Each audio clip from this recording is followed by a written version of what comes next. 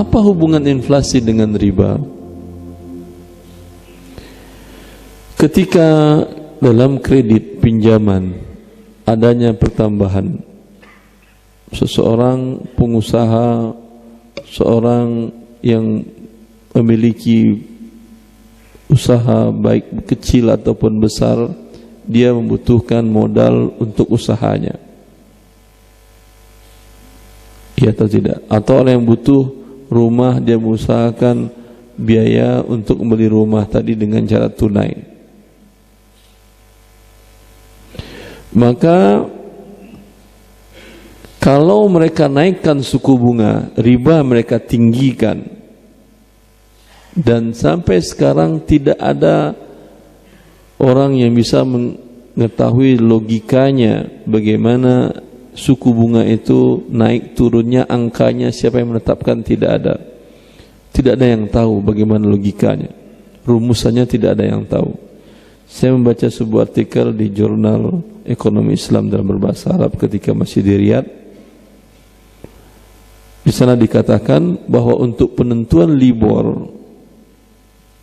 yaitu suku bunga yang diterbitkan dari London, dari Inggris, itu setiap hari mereka terbitkan suku bunga sekian persen, suku bunga sekian persen. Nanti seluruh dunia mengakui itu dan mempraktekkan itu dengan ditambah dan dikurangi sedikit atau tergantung kebutuhan negara tadi. Tapi ini acuan internasional untuk bunga riba. Yang saya baca dari situ bahwasanya penentuan suku bunga ini hanya sekelompok orang yang berada di sebuah pulau di Inggris. Mereka setiap hari menentukan kemudian menerbitkan LIBOR. Artinya tidak ada hubungan logikanya. Ya. Kalau mereka naikkan suku bunga, apa hubungannya dengan inflasi? Kalau mereka naikkan suku bunga, otomatis harga barang dan jasa pasti naik. Iya atau tidak? Karena para pengusaha tadi kan untuk memproduksi barang dan jasa itu menggunakan pinjaman kredit bank riba dengan riba. Mereka akan tidak mau membayar bunga riba tadi dengan uang nenek moyang mereka yang jerih payah mereka. Setiap produk mereka akan mereka tambahkan di sana selain biaya produksi, laba mereka, apa yang mereka tambahkan? Bunga yang harus mereka bayar. Ya atau tidak? Ini logika seperti ini. Maka ketika suku bunga naik, otomatis harga barang akan pasti naik. Ketika harga barang naik, apa yang terjadi dengan mata uang? Turun daya belinya, terjadi inflasi. Jelas? Sebaliknya, kalau suku bunga mereka turunin, umpamanya per tahun 7%, mereka turunkan menjadi 3% atau 2%. Suku bunga kredit pinjaman. Apa yang terjadi? Suku bunga kecil, apa yang terjadi? Orang akan semuanya minjam atau tidak? Semua orang berlomba-lomba mengajukan pinjaman. Dan lembaga keuangan tadi, karena mereka tamak akan bunga tadi, mereka pasti akan memberikan pinjaman berapapun yang diinginkan oleh orang. Memang uang dicetak terbatas, ya, untuk mengatur inflasi tadi. Tetapi bank-bank tadi dibenarkan membuat uang giral dalam bentuk surat berharga. Dengan demikian akan bertambah jumlah uang yang beredar dari yang ada, tidak diikuti dengan pertambahan barang dan jasa. Dengan demikian apa yang terjadi? Uang lebih banyak daripada barang dan jasa. Turun atau tidak daya beli uang? Turun karena dia lebih banyak jumlahnya. Sekarang riba mau dinaikkan, suku bunga ribanya mau diturunkan, tetap akan terjadi inflasi. Dan inflasi kejahatan kemanusiaan. Kalau uang Anda dirampok atau dimaling maling bisa menggondol uang seluruh penduduk Kota Malang? Bisa? Tidak bisa.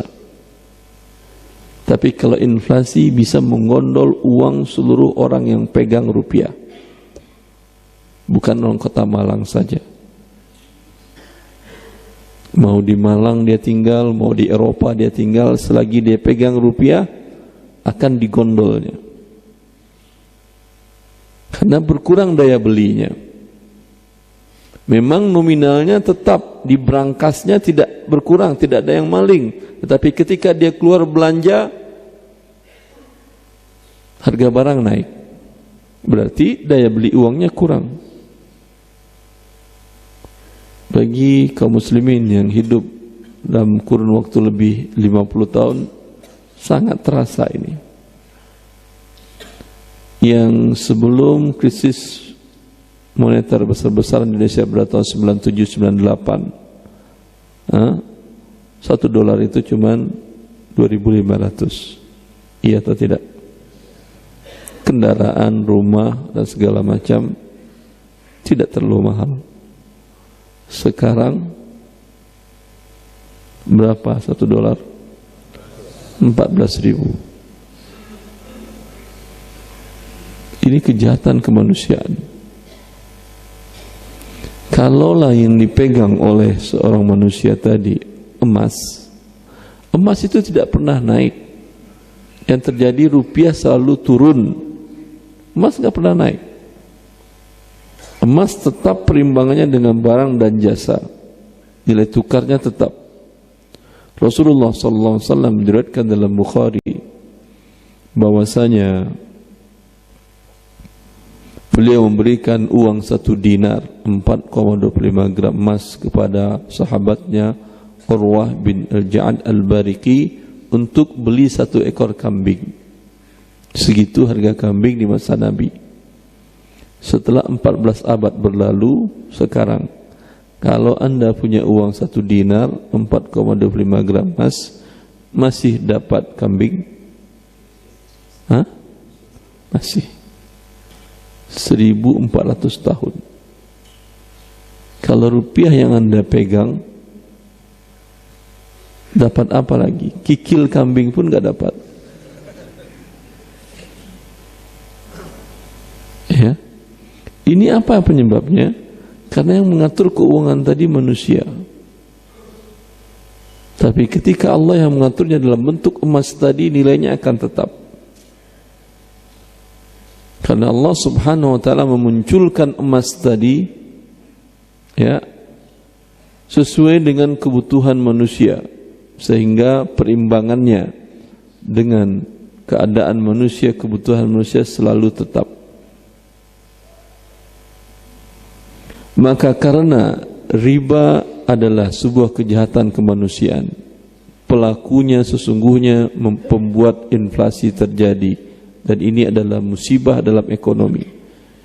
Mencuri, berkurang semua uang orang yang megang rupiah tadi, ya. Maka kalau yang maling 1-2 orang anda mungkin bisa tangkap.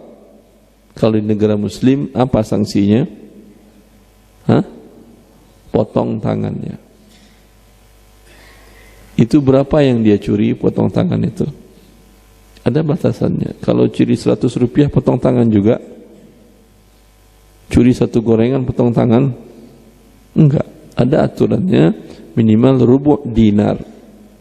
Dia mencuri 1/4 dinar, potong tangan. Dengan tidak ada syubhat. 1/4 dinar, 1 dinar 4,25 gram, sekitar 1 gram sekian. 1 gram, 0,05. 1 gram, 0,05, ya. Diambil, dipotong tangannya. Sekarang inflasi berapa ratus triliun yang diambilnya oleh pelaku riba tadi, turun daya beli orang. Dan anda tahu atau tidak pencurinya? Mungkin Anda termasuk bagian dari penyebab inflasi tadi dengan rekening riba yang ada pada di tangan Anda. Karena ada kartu kredit riba yang ada di tangan Anda. Dan banyak orang-orang yang terhormat, orang-orang pintar di negara ini yang pelaku riba itu, dan pendukung teori riba, dan pencipta riba itu, dan pengawas riba itu, dan pengamankan dan pengembangkan riba, produk riba tersebut. Ya, siapa yang berani memotong tangan mereka?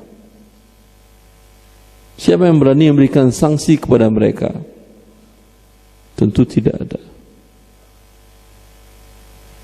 Kepala negara yang melakukan menandatanganin akad pinjaman riba ke bank riba sedunia, World Bank, ya, dia adalah pelaku riba terbesar. Dia penyebab inflasi. Siapa yang berani melawan dia? Oleh karena itu, Allah yang akan hanya berani melawan mereka. Allah mengatakan di surah Al-Baqarah tadi di ayat 279, fa ya ayyuhalladzina amanu taqullaha wa dharu ma baqiya minar riba in kuntum mu'minin. Wahai orang-orang beriman, takutlah kepada Allah dan tinggalkan riba.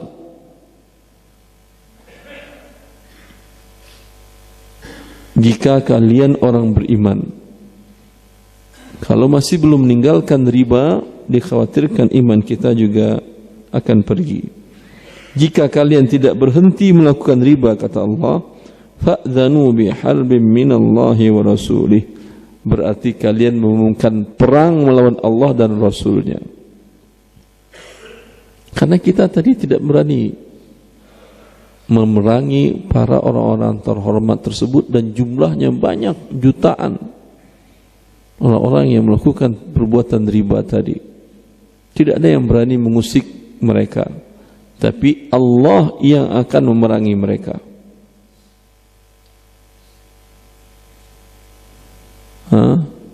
Perang melawan Allah, senjata apa yang mau dipersiapkan? Nuklir bisa melawan Allah? Berapa besar Allah yang akan dilawannya itu? Kalau Allah mengatakan wasi'a kursiyyuhus samawati wal ard, kursi Allah lebih luas daripada langit dan bumi. Kursi itu apa? Kalau raja-raja ini namanya arash. Kalau raja-raja tempat duduk ini namanya arash. Ada lagi biasanya tempat kaki. Ada kan? Itu namanya kursi. Kursinya Allah itu lebih luas dari langit dan bumi. Bisa Anda pakai nuklir? Nuklir bisa nggak ngancurin bumi seluruhnya? Tidak. Mau seluruh dunia pakai nuklir lawan Allah, gak ada gunanya. Allah kirim kepada Anda, kepada manusia, nyamuk saja dalam jumlah ratusan juta, pasti semuanya kelimpungan. Itu yang diumumkan oleh Allah Azza wa Jalla kepada para pelaku riba.